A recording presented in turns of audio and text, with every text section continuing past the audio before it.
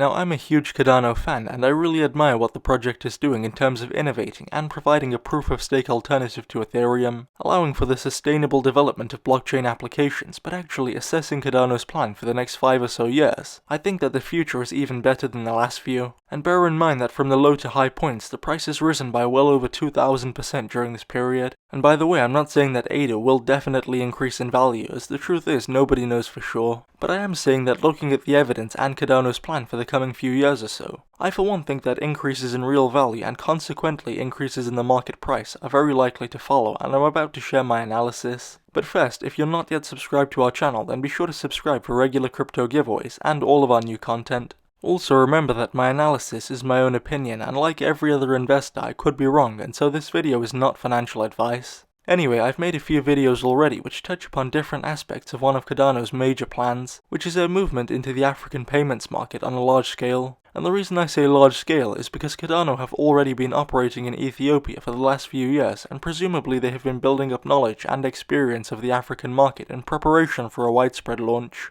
So the plan relies upon the fundamentally important premise that in developing markets all over the world, particularly in Africa, there is a gap in the market for an organization who can effectively bridge the payments between local consumers and large American Fortune 500 businesses, in a way which is cheaper, faster, and generally better than the slow and bureaucratic way that payment systems usually work in these areas. And you may be wondering why Cardano, being a relatively new and young organization, are deciding to take on such a big challenge and one so tough that nobody has managed to fully crack it yet. And while there is no definitive answer, having racked my brain regarding this question for a while now, I personally believe that the big advantage that Cardano have is the application of blockchain technology to the problem. And it's not just the technological value of blockchain which I believe is attractive. I also think that the associated liberty and freedom is just as big a pull factor as the technological and financial benefits of using blockchain. I think that Cardano know that all over the world there is an increasing desire in people to break away from the centralized financial systems to which we are all attached in many ways, and this desire is especially true in many developing markets as they tend to be the areas which unfortunately have the weakest and therefore most corrupt financial systems.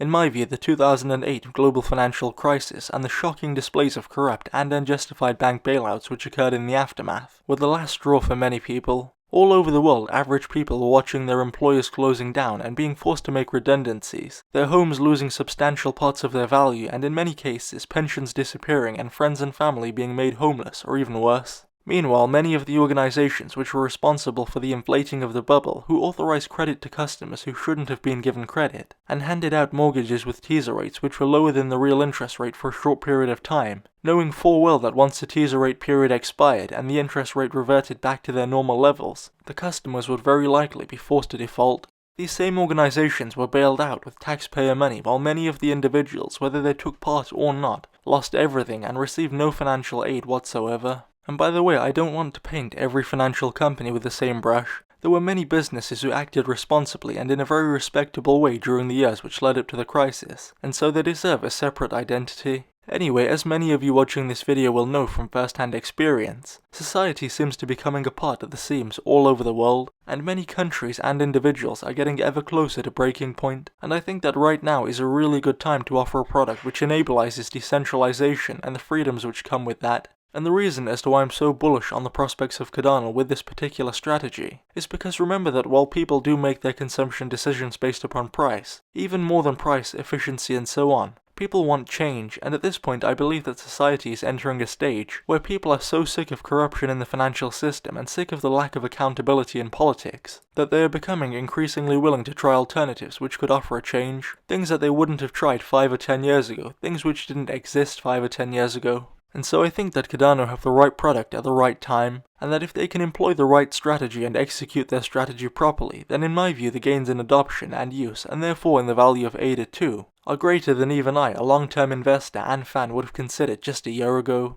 Although we aren't there just yet, and as with any other investment, there is going to be risk along the way. Also, I like to do short direct videos and address one point at a time, so there will be a lot more content on this particular strategy with Cardano, and so consider subscribing if you'd like to see those videos. Thanks for watching.